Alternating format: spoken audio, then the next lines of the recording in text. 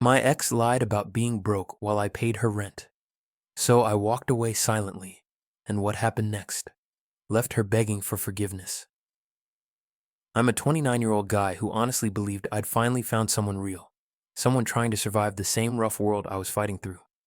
She told me she was barely scraping by, stressed about rent, utilities, and overdue bills, and I swallowed every word because her voice always trembled when she said it. I remember sitting on the edge of her couch, feeling the worn fabric under my palms while she whispered, "I don't know how I'm going to make it this month." Something inside me snapped into protector mode, that instinct to carry the weight so she wouldn't have to. I told her, "I've got you, just for a few months, okay?" And the relief on her face made my chest tighten with purpose. From that moment, overtime shifts became my normal, and sleep became optional. I canceled weekend plans, skipped dinners with friends, and started measuring groceries down to the last coin in my pocket. Meanwhile, she'd curl into my side and murmur, "You're saving my life," like I was some kind of quiet hero. I told myself love was sacrifice, that real men didn't hesitate when someone they cared about was drowning. Still, there were moments that felt off, like when I asked about her bank account and she laughed too quickly, brushing it away with, "You worry too much." Her smile stayed bright, but her eyes never quite met mine when money came up, and that tiny hesitation lodged itself in my thoughts. I ignored it, choosing comfort over clarity, telling myself I was overthinking and letting love lead. But as I watched her scroll through her phone, lips curled in that familiar nervous smile, I felt a quiet unease slip into the spaces my confidence used to fill. I didn't know it then, but something fragile inside me was already beginning to crack. She squeezed my hand and said, "Trust me, babe. I hate needing you like this." And I nodded, even as that strange feeling grew heavier in my gut. Paying her rent stopped feeling temporary and started feeling like a silent contract I never agreed to sign. Every month, I transferred the money without a single reminder, like it had quietly become my responsibility to keep her afloat, while my own balance shrank. When I mentioned how tight things were getting, she smiled softly and said, "You're just stressed, baby. I know you'll figure it out," as if my exhaustion was just background noise. Her praise always came coated in pressure, the kind that made me feel both valued and trapped. I kept telling myself that real loyalty meant consistency, even as my savings dipped into numbers that made my stomach clench. I stopped buying the things I actually needed, convincing myself a new pair of shoes or a doctor's appointment could wait another month. Meanwhile, she showed up with freshly manicured nails, a new phone case, or a cute little shopping bag she called a rare treat. When I raised an eyebrow, she laughed lightly, saying, "Come on, I deserve something small, don't I?" Her voice carried that teasing sweetness that made me feel guilty for even questioning it. I'd nod, forcing a smile, while an itch of discomfort crawled beneath my skin. She started watching my spending with strange intensity, glancing at my notifications and casually asking, "Why did you buy that?" as if my money belonged to both of us. Yet she'd grab my card without hesitation when we were out, swiping it for random purchases and chirping, "I'll get you back someday." The unspoken message was clear. My role was to give, and hers was to accept.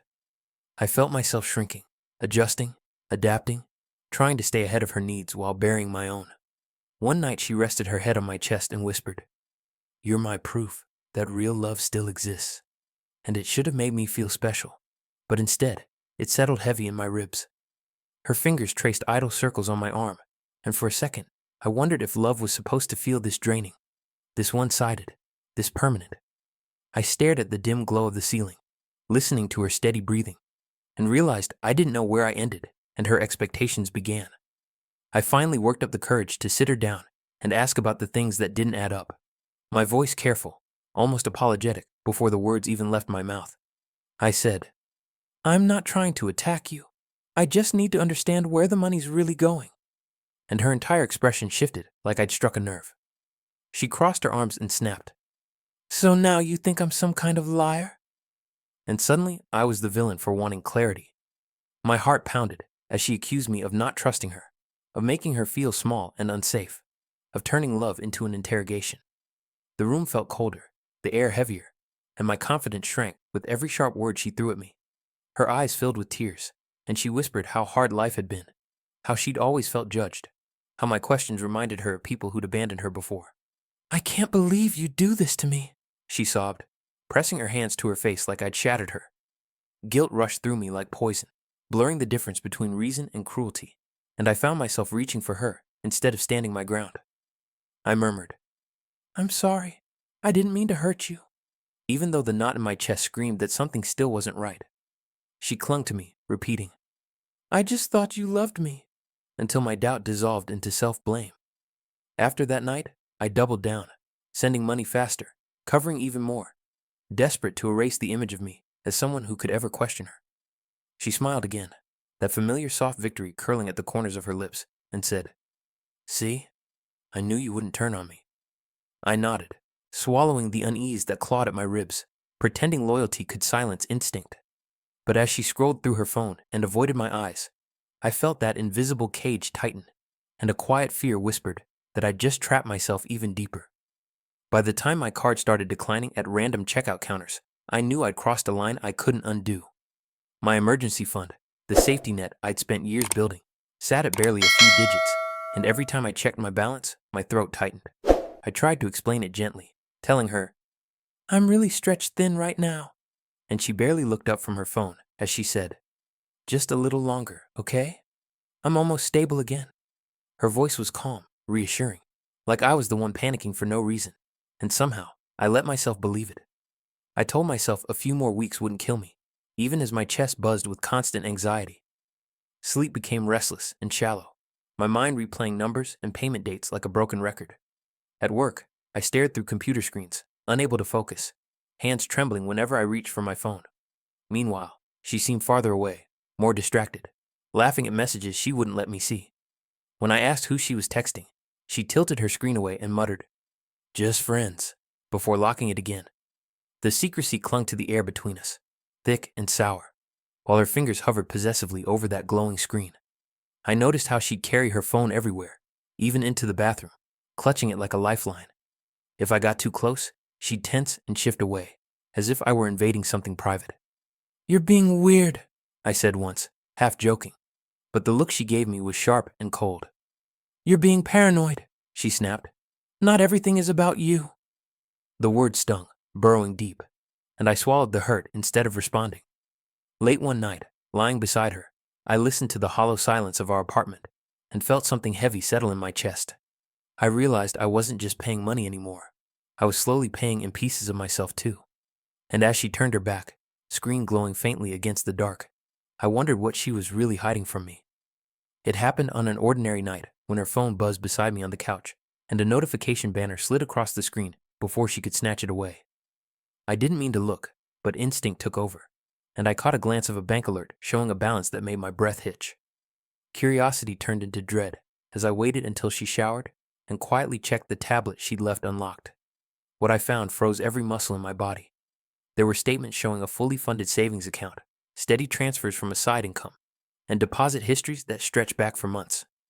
She wasn't struggling, she was accumulating, quietly stacking security while I drained myself dry. My hands trembled as realization crashed over me like icy water. Every "I'm broke" text, every tearful apology, every guilty hug replayed in my head with horrifying clarity. She had let me bankroll her life while building her own escape route. Suddenly, the manicures, the rare treats, the secretive smiles, and guarded phone all snapped into focus. I remembered her whispering, "I hate needing you," and felt something inside me fracture. It wasn't love, it was calculated, deliberate, practiced. I sat there in the dim glow, staring at the screen, feeling the floor tilt beneath my feet. The girl I trusted never existed, only the illusion she built so I'd keep paying. When she stepped out of the shower, wiping steam from the mirror, she smiled like nothing had changed. "Everything okay?" she asked casually, and my chest burned with words I wasn't ready to unleash. I swallowed the storm rising in my throat, forcing a quiet nod, but inside, a hard, dangerous clarity began to form, and I knew this moment had just shattered everything. I felt a cold, unfamiliar calm settle over me as I watched her hum and scroll through her phone, completely unaware of the truth I now held, and I wondered how long I could pretend before the silence finally broke. I hit my absolute limit the night my account balance flashed 1247 on the screen, and something inside me just gave out. I sat on the edge of my bed, laptop humming softly, the cold blue glow cutting through the darkness, and stared at the numbers like they didn't belong to my life. My hands felt heavy, useless, like they'd failed me along with everything else. I whispered, "How did I let it get this bad?" But the room answered with silence, thick and unforgiving. I realized I'd sacrificed my safety, my stability, and every sense of self I had for someone who never respected my loyalty. The weight of that truth crushed down on my chest, and suddenly I couldn't breathe. My mind replayed every moment I'd defended her, every time I said, "She's just having a hard time," every excuse I made for her lies. I remembered her laughing softly when I handed over money, the way she said, "You always take care of me," like it was my only purpose. I slid down to the floor, back against the wall, eyes burning as tears finally broke free. The next morning, I didn't argue, didn't cry, didn't explain a single thing. I just moved with a quiet precision that surprised even me. I locked down every account, changed every password, removed her access from my cards, and set up alerts so I'd know the second she tried to touch my money again. There was no dramatic announcement, no emotional confrontation, just a clean, invisible cut.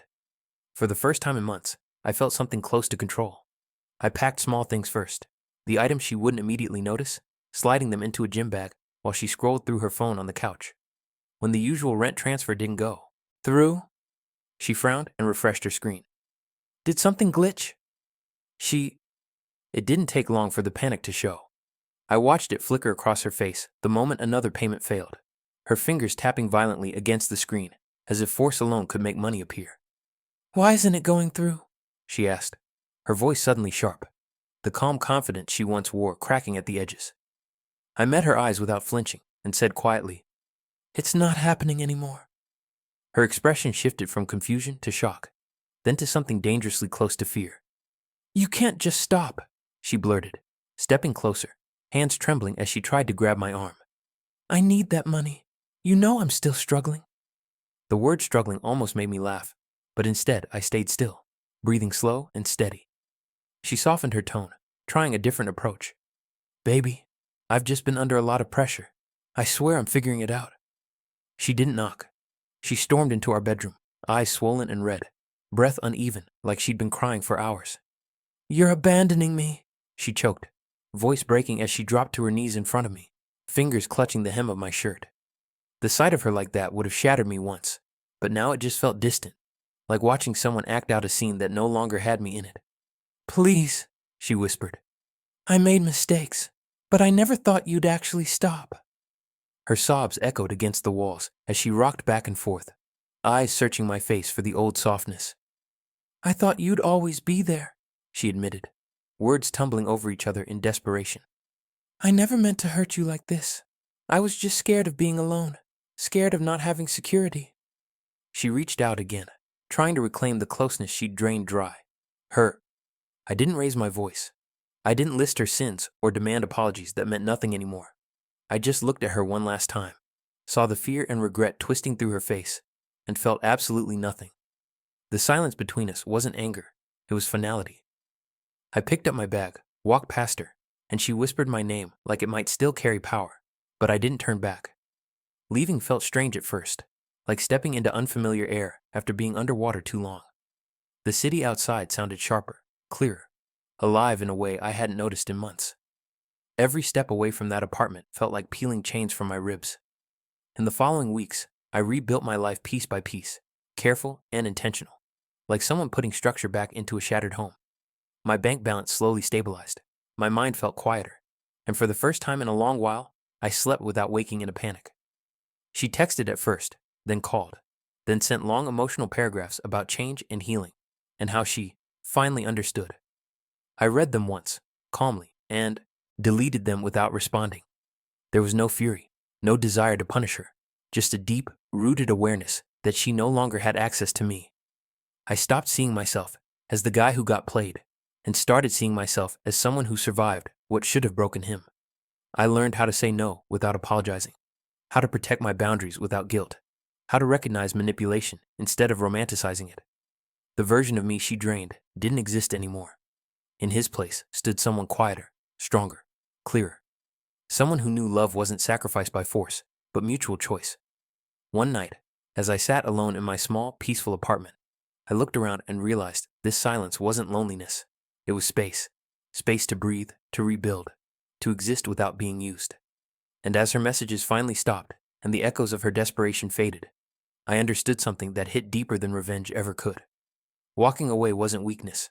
It was the first time I chose myself. The days that followed were slow and raw, but they were mine.